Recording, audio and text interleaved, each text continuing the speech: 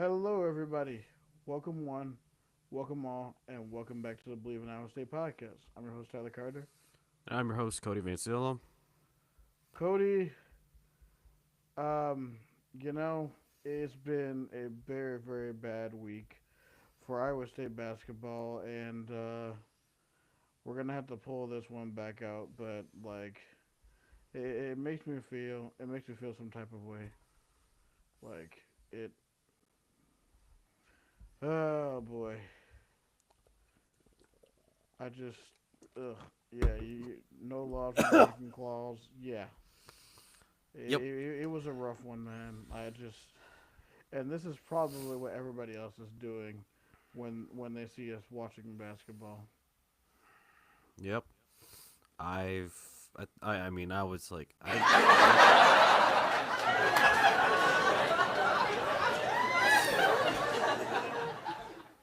That's yeah, what everybody is doing.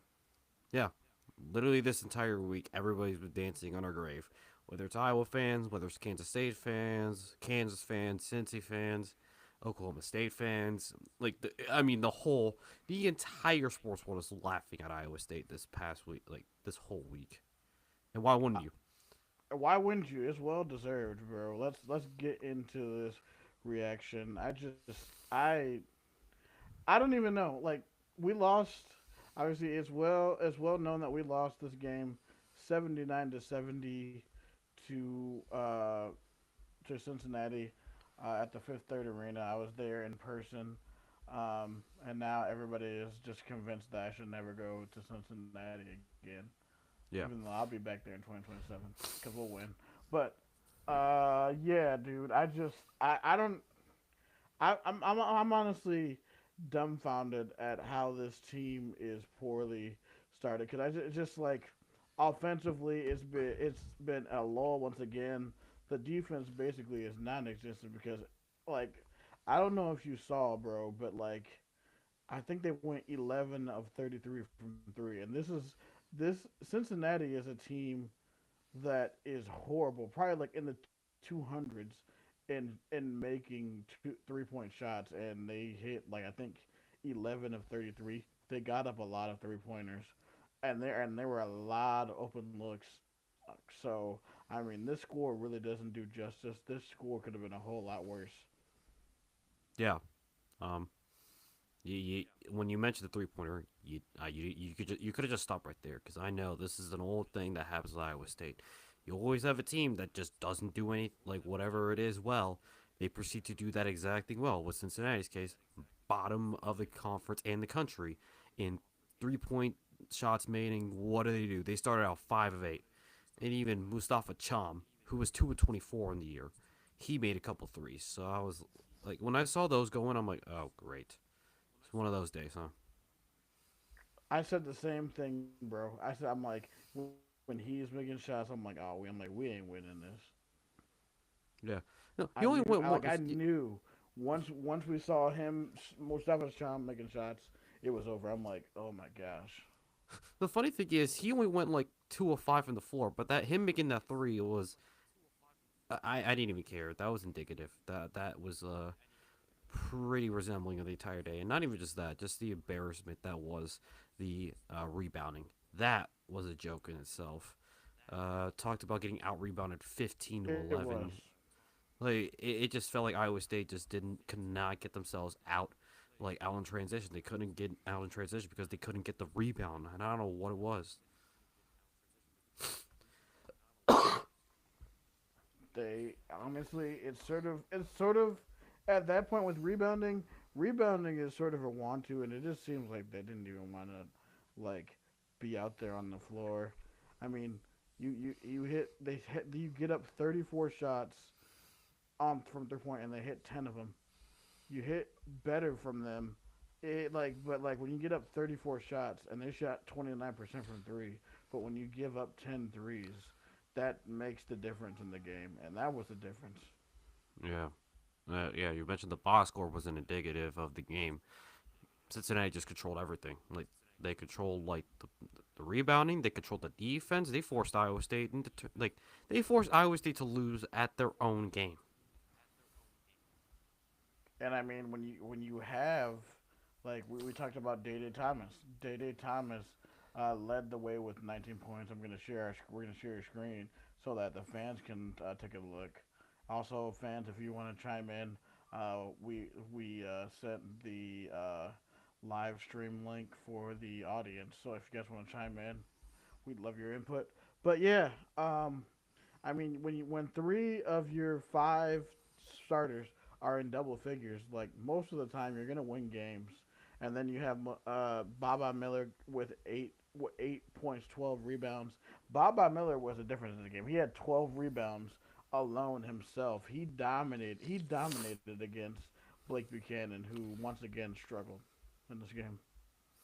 Yeah, just controlling the boards was a huge part of like Cincinnati getting a lot of those shots. Yeah, I mean, I'm looking at like the scoring is they had 69 shots in the game.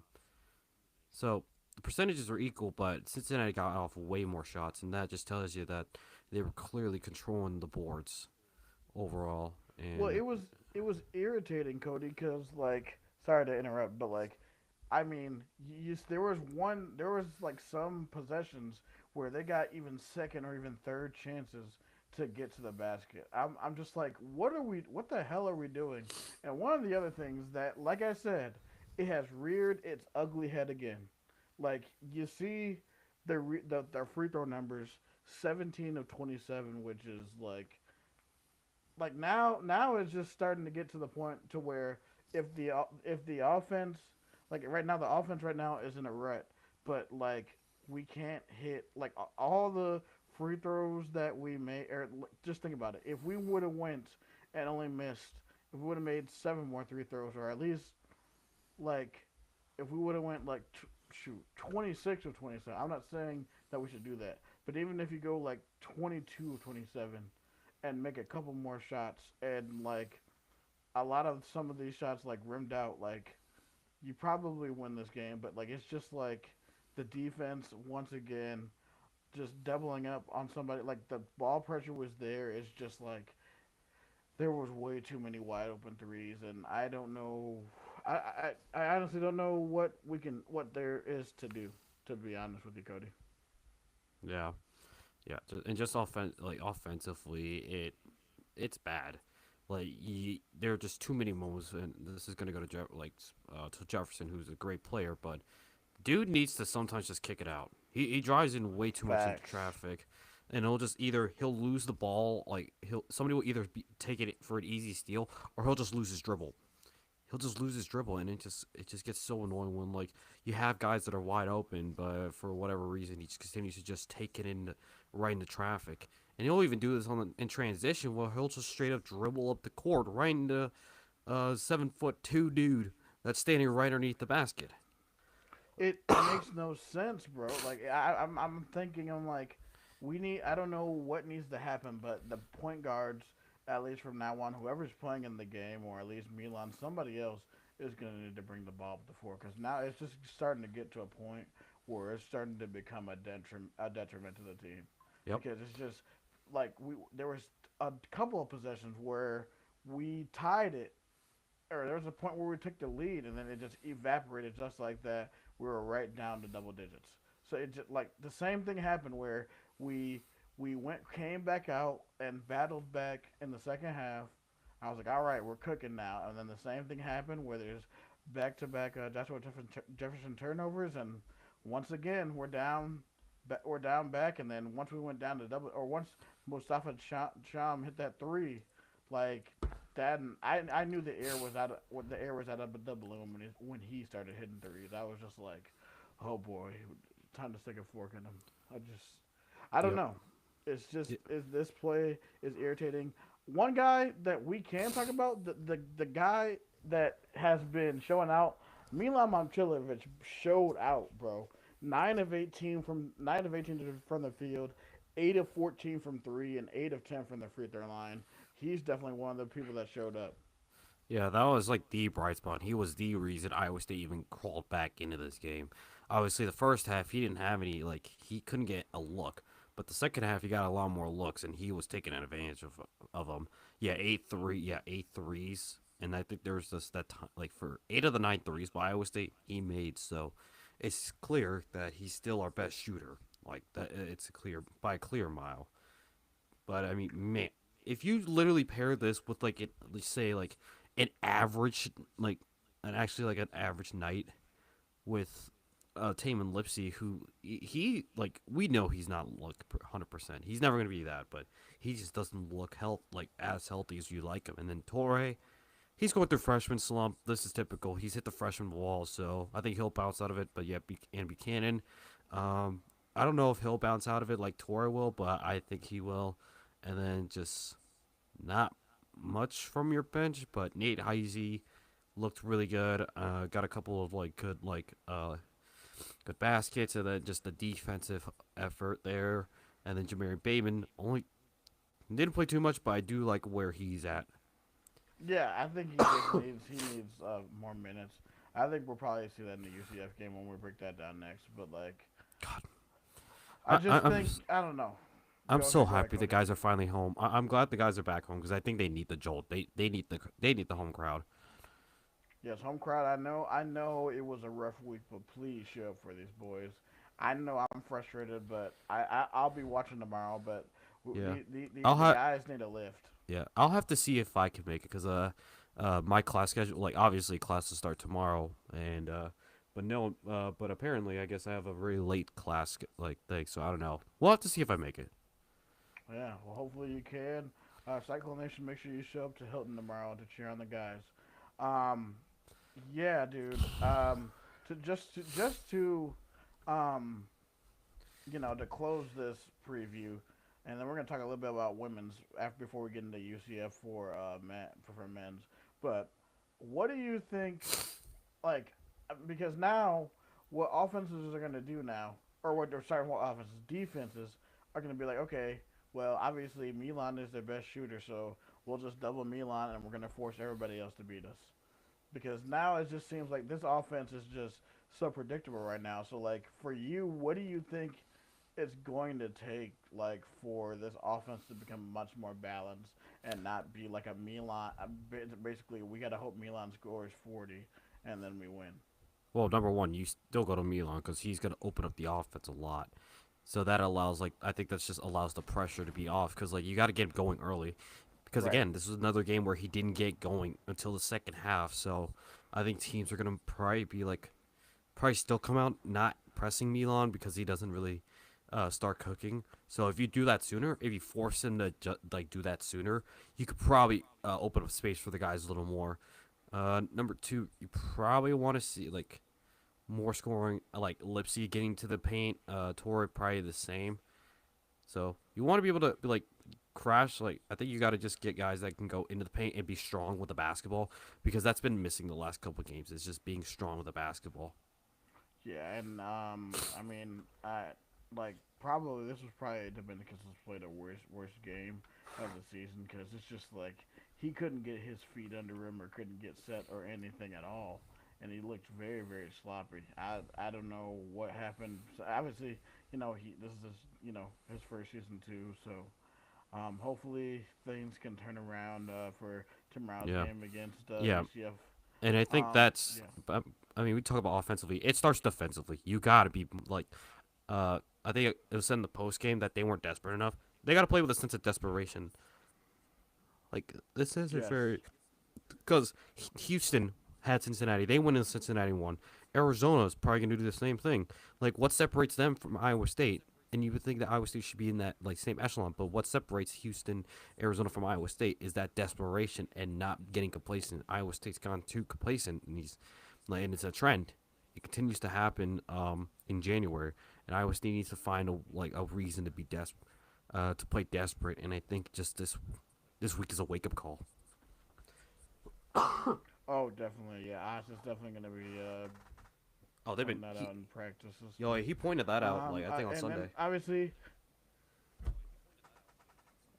oh yeah. And I don't know with because I don't know what it is. I think maybe this for the women it's just something totally different. Obviously, Addie Brown and and Ariana Jackson are both going to be out for a while, but man, Iowa State just gets absolutely trounced on the road by the Cowgirls, 86-58. Cody, what's happening to this women's team, man? They can't do anything right. They legitimately can't do anything right. They can't shoot the basketball well.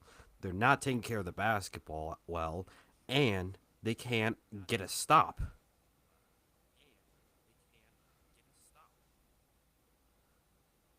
Yeah, I mean, those and everything rebound just numbers seems like tell like, you the story. Like, and see, I don't understand why. Yeah,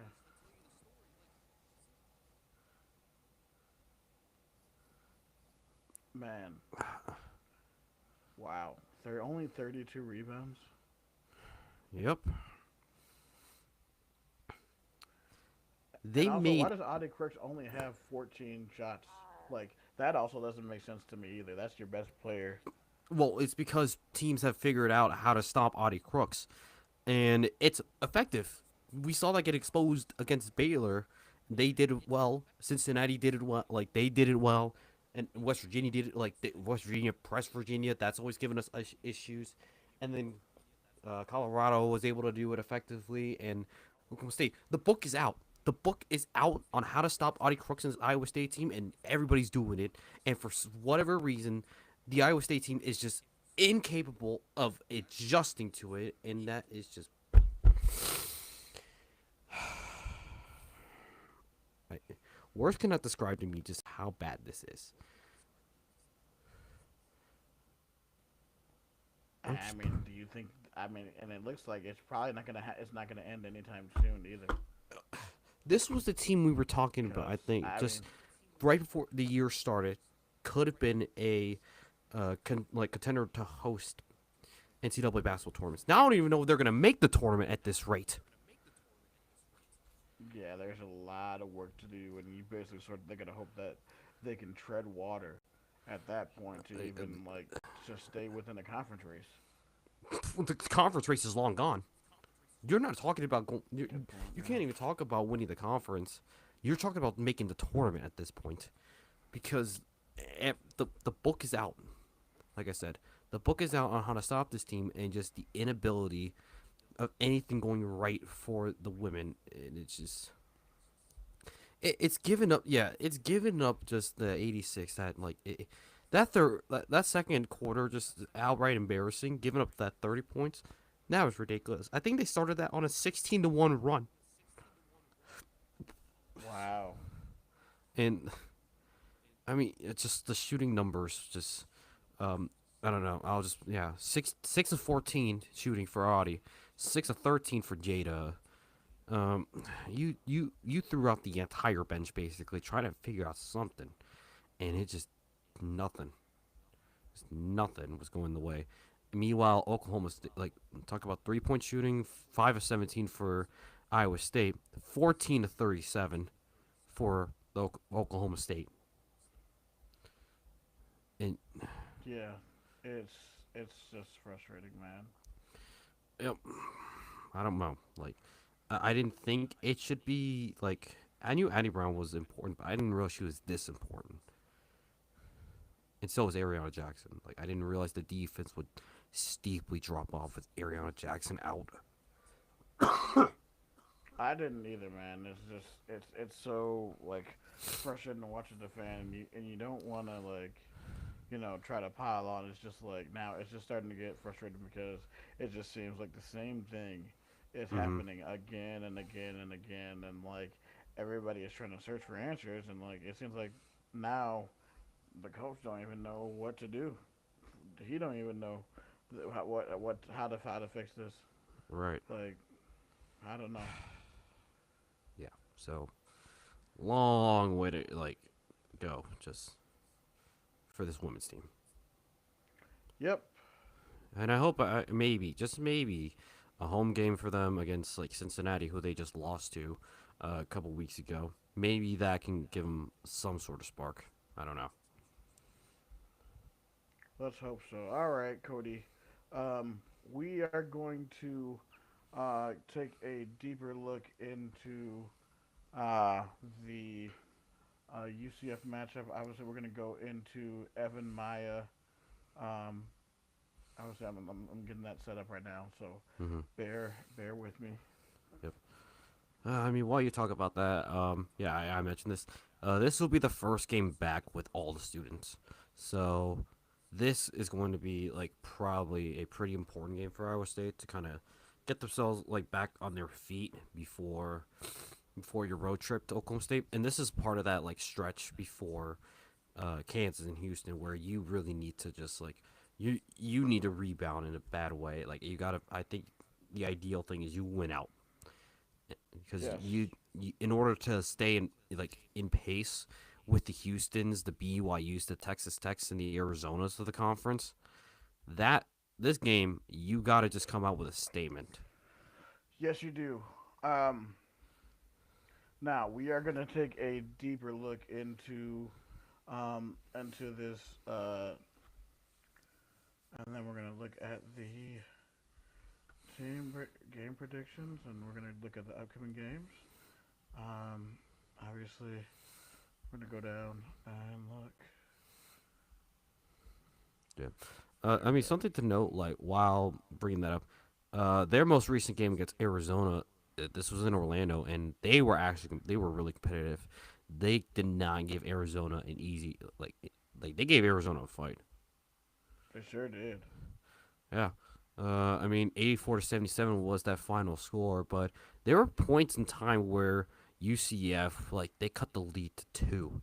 So this was a competitive one for them, and I think this is a good sign for UCF because like I think this team is a much better team.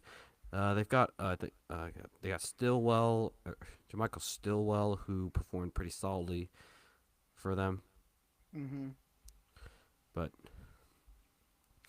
yeah, this is a much better I think just UCF team than in years past, and they did it like the thing that kept them in this was their free throw shooting. 93% from the line, 13 to 14.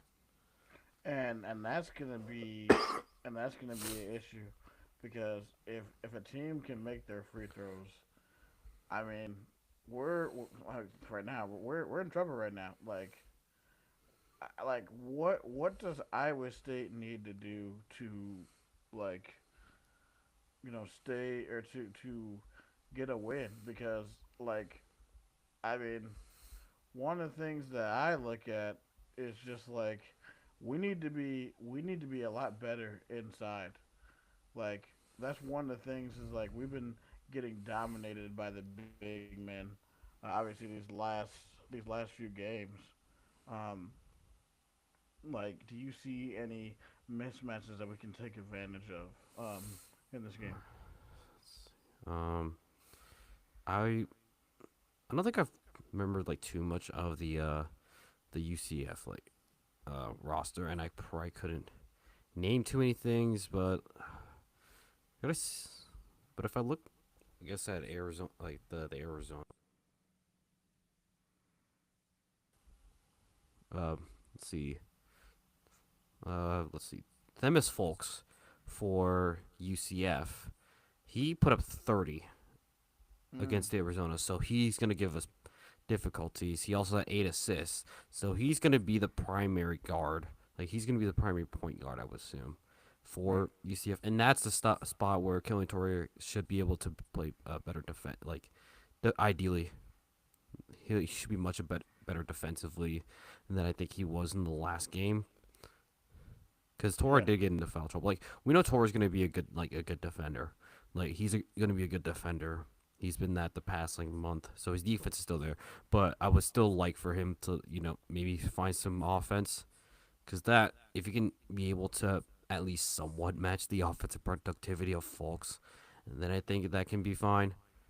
Uh, I Yeah, and one thing I also will say, Cody is just like I think like because you know when Nelson came into the game the other day, obviously it was a less than ideal situation, because like I mean there's not really much you can do when you're down by a lot, mainly because like when you're trying to like his best think the best thing that he does well is driving to the basket, and like we definitely need that a lot more. Obviously, when the offense isn't going well, you probably should get him in there because at least he can draw and get to the free throw line. But like that's one of the other things I think. Obviously, is like I I think getting him involved more, I think is going to help with the offense, and I think will bring the offense along a lot more, especially if you can just get him driving to the hole and try to get baskets for Iowa State, Hmm. who desperately needs them. Yeah, and I think else somewhere else you can look at is matchup against Jamichael Stillwell because he had 6 rebounds in that game, 3 offensive boards. So that's an area where Iowa State needs to be much stronger and not giving UCF second chance points because that can easily snowball as we saw in the Cincinnati game. You think like Cincinnati obviously missed a lot of shots, but if they had converted more of them, that thing could have been a 15 or 20 point blowout. So Oh, for it's sure, yeah, that needs to be something to take care of. Jamarcus Stillwell, John Bull, the 7'2" center. So UCF's got yet another tall guy from Africa. This time we've got a 7'2" sophomore from South Sudan, John Bull. So so he'll another bowl, jeez, yes. So good lord. so it's the length that the Iowa State has to deal with. So the length of him you got to deal with, and I think a way you can do that potentially is uh, you force like him out like in like weird spacing or whatever. So if you find a Yeah, way to, and then who knows, you just got to go up strong. I think this is a game where Buchanan and Jefferson have to go up strong and maybe you draw a couple fouls. yeah, And and two of the other guys I'm gonna look out for is the guard play, Riley Kugel and Thamus Folks. yep, Thamus Folks shoots 50% from three, so he's gonna be a guy on the perimeter that you're gonna need to watch out for. Also shoots 51.7% from the field. Also, obviously Riley Kugel, I believe, who's the point guard, shoots 38% from three, but he rarely ever turns the ball over and averages 14 and I was 14 3 and 3 per game. So he's going to be a guy that we're going to need to watch out for. yeah. And if that Arizona game showed Iowa State anything, is you cannot take them lightly. Like you can't take this team lightly. Mm-mm. They much more together this year, and I think yeah, this great work with Johnny Dawkins. This is a tournament team in UCF. Oh, definitely for sure, for sure. So that's gonna have to be some. So number one, like Iowa State, they gotta be able to be stronger on the glass. And offensively, you gotta like get Milan going much earlier, so that way, and then just take care of the basketball, and then force pressure. Like you get ball pressure. Yeah, dude. Like obviously, we're gonna move into. We talked about matchups a bit already. Now we're gonna go into our three key points for this game. Like Cody, obviously, what are the three main keys for you for Iowa State to get a victory tomorrow night in Hilton? I want this team to finally start. Like we keep talking about them starting fast, but I want to finally actually see them do it. I want them to finally be able to like punch up the other team in the mouth first and get up big. And that's like that starts on the defensive like effort. Is pressure the ball, you force turnovers, you get out in transition, and then you get Mila Momcilovic as many looks early on as possible because obviously Mm-hmm. if that second half of Cincinnati showed anything, that guy can like light up the scoreboard fast for you. So just imagine that you you come out like obviously first home game in a week, you punch UCF in the mouth like with your pressure like in turning them over, and then you get Milo Momcilovic on a heater. You could probably be up 15 or 20 early. You put that team out of the game within the first 10 minutes, and you never look back. And that's how Kansas was able to beat Iowa State. That's how Cincinnati was able to beat Iowa State. It's just doing that exact thing. So being able to do what teams have done to you. Right, and then that way you won't have to expound that much energy the first 5 or 6 minutes in the second half to erase the deficit. Like you can already have the deficit and then continue to just pound them into the ground. Right. Yeah. So my three keys are actually about the same. Um, Number one for me, like you said, get mommy hot, get him hot, get him going from the tip.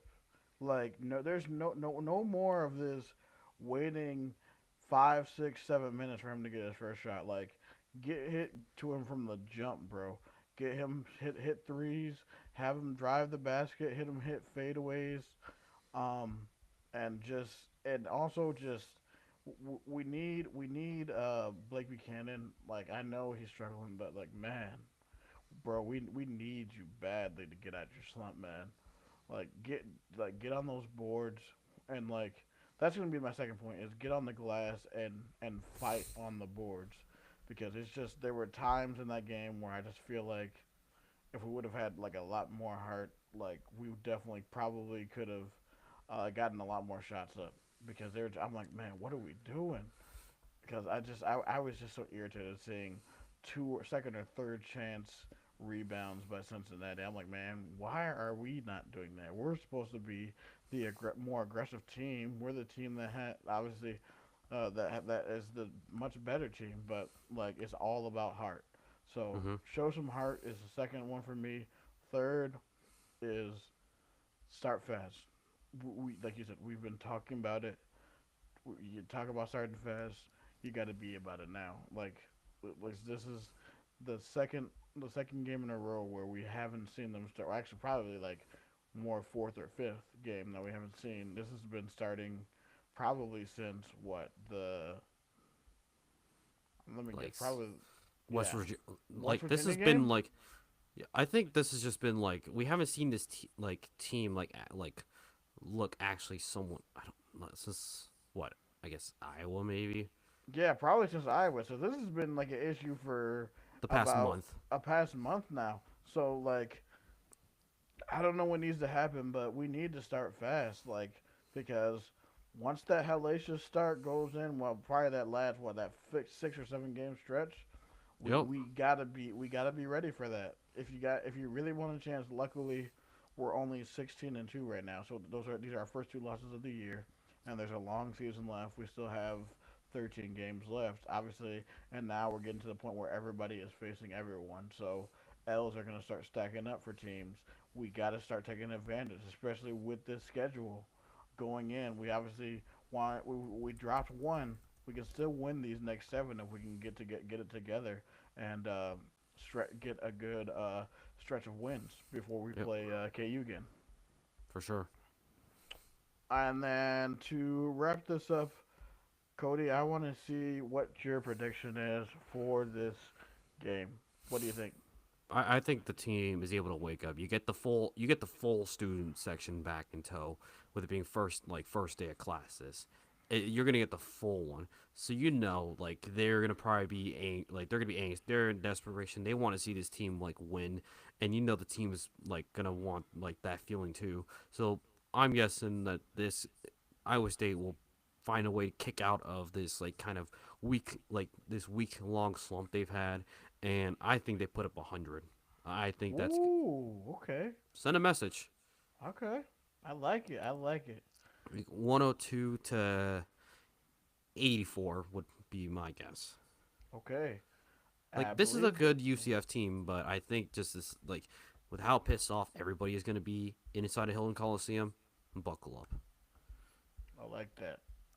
Yeah, I could see something similar like that. I'm gonna say they win by double digits. I believe in this team still. I don't think these last two games define them. They're gonna be at home for a while, or obviously they'll be back on the road on Saturday.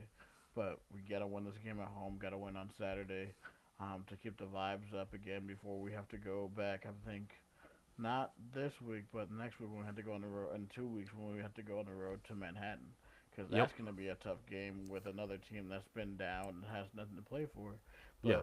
But they see a top 10 Iowa State team. We're going to get everybody's best shot, so we got to be ready. But I think we Correct. win something like 84-72, something like that. I think we rebound nicely. Mm-hmm. All right, Cody, and then to end, we're gonna talk a little bit of football. Right now, obviously, we are on the 19th. The football roster has been finalized, so we're gonna take a look at all the at basically this is the alphabetical order of the roster. 1 second. Um, but now we finally have a roster, and now we can really take a look at this and maybe break it down at some point. But Cody, I'm just glad that it's finally over. Yep. Just it's about time that we could finally like just put a cap to football, like the transfer portal. I'm happy it's done. Same. So we're gonna jump to this. So obviously we have Zymir Hawk, Cameron Pettenway. These are basically by number. You see Jalen Rayner back in his number one jersey. Keon Washington, um, who was a guy who was another guy. Braden Alls, who would move to number two. Seth Johnson, Micah Harper. So basically, all these guys are coming in. We have um, a few guys that are going back to their original numbers. You have Benny Goy, you have Zane Flores, Drew Surges is number six. You have Sullivan Slimgan from Washington State, Evan Boyd from Michigan State, his number eight, Tristan Exelon, the guy from UT PB, Omari Hayes, the receiver from Tulane, so Jaheim Singletary. So basically, a lot of this, um, and then you see some of the guys that we have on this roster that we were able to keep in the transfer. You see Dom Overby, um, Cody Jackson, the Tarleton State receiver. And then we got a couple of younger guys that we made it. We have David Coffey, Tyler Fortenberry. You see Aiden Floor right there. And a lot of these other guys, I'm really excited. I'm probably gonna have to have Saladin Allah, which is gonna be a stacked running back room. Who I'm really gonna be excited to see where we go. We have Tyrone Cotton, who was a freshman guy in the class, and we're definitely. Me and Eric are gonna probably do a pod probably this upcoming weekend and really break down this roster and see who could possibly, um, and maybe come up with a two deep and what we think is going to be um, of this roster, Cody. Because now it's just we're really gonna go. Like I believe spring, well, not spring, winter camp starts Monday as soon as classes start up. Yep. But it's just like I saw a crazy thing, and like I just one of the things that makes me really excited, Cody, is um, I think Coach Rogers' emphasis on the size of the D line because I looked at the size of the D line. The smallest person is like 6'1", 240. Everybody else is like at least 6'2", 6'3", 250, 265. So we're gonna be a beefy D line. We have beefy D line and D tackles, and I'm really excited. Our defense, I think, is going to be elite. It's probably going to be possibly a top 10 to 20 unit in the nation. God, that's gonna be so beautiful. Like we're gonna actually put size on the like all across the board, and it's nice that we're actually like emphasizing like the trenches more. Like that's the Yes. thing. That's the beautiful part. Oh. Like the thing that's been missing from the defense is like QB pressure, and dear God, I hope we have a defense that like has an emphasis on getting to the quarterback. And I will say the good thing is that we have Jalen Bibbs, the guy who we got a lot of the key Washington State guys from that productive defensive line who got 15 sacks from the D line position, which is we're going to be running a four-man front. So very excited to see what Coach Bobbitt and Coach Jalen Bibbs cook up with the D line and especially with the linebackers and everything because I think our defensive roster is very deep. Offensively, obviously, we're still gonna wait and see. I sort of hope that we're able to get coaches on. Right now, that's going to be the next process. Me trying to get in contact with some coaches, maybe to see if they're willing to come on and talk ball. Maybe hopefully talk to Coach Rule, see what we're gonna look at offensively. Because honestly, the real question mark is what is this team going to be offensively? I said we have pieces. We have the offensive line, which I think when we have the guy, Coach Jake Thornton from Auburn, bringing some of the guys that he has in Coach Heckeldorf, which is going to be the QB coach with, and really we're going to have an interesting QB battle with Jalen Rayner and Connor Moberly. Um, really interested to see how that turns out.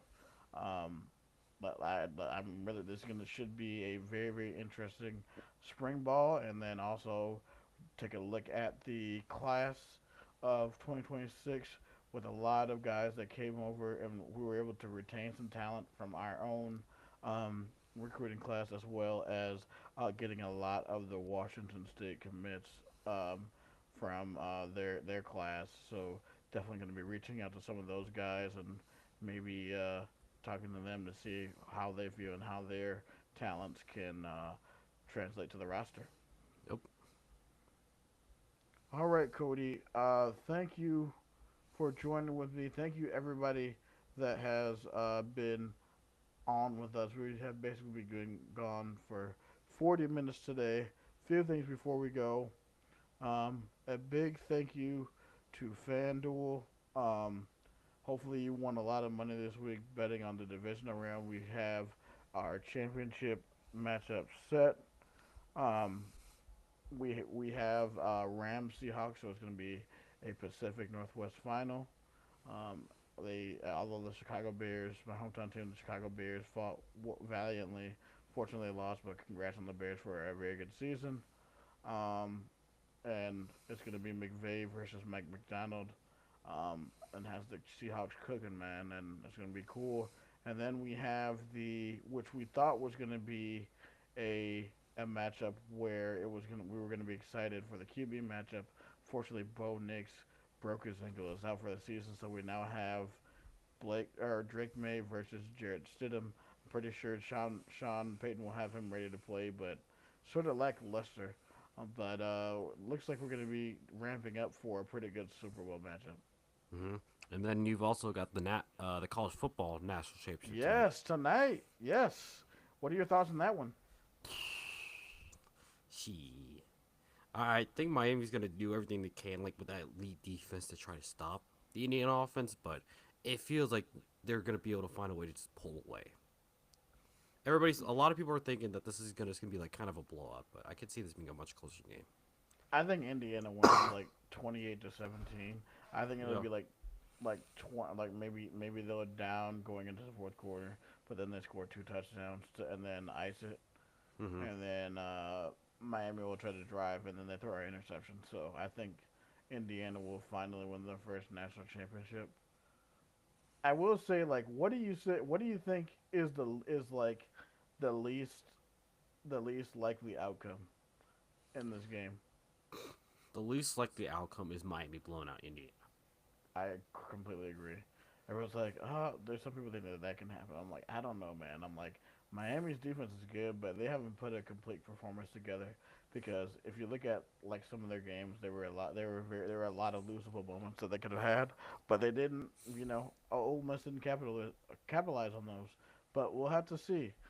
Very excited to see. But make sure there's going to be tons of promos and tokens out on FanDuel, so make sure you get those bets in for the Natty and get them out for next Sunday for Championship Sunday. Also, make sure to follow me on Twitter at SideTalkGuy. I'm always willing to talk ball and or anything else you want to talk about. Find Cody on Twitter at Tierney's Burner. He'll be able to talk ball with you. And make sure to follow us on social media. We are on Twitter, YouTube, Facebook, TikTok, Instagram, and Twitch. Those are our six forms of social media. Once again, thank you guys for joining. For Tyler Carter, And for Cody Ransalem, this is the Believe in Iowa State podcast. Roll clones, baby. go Cyclones!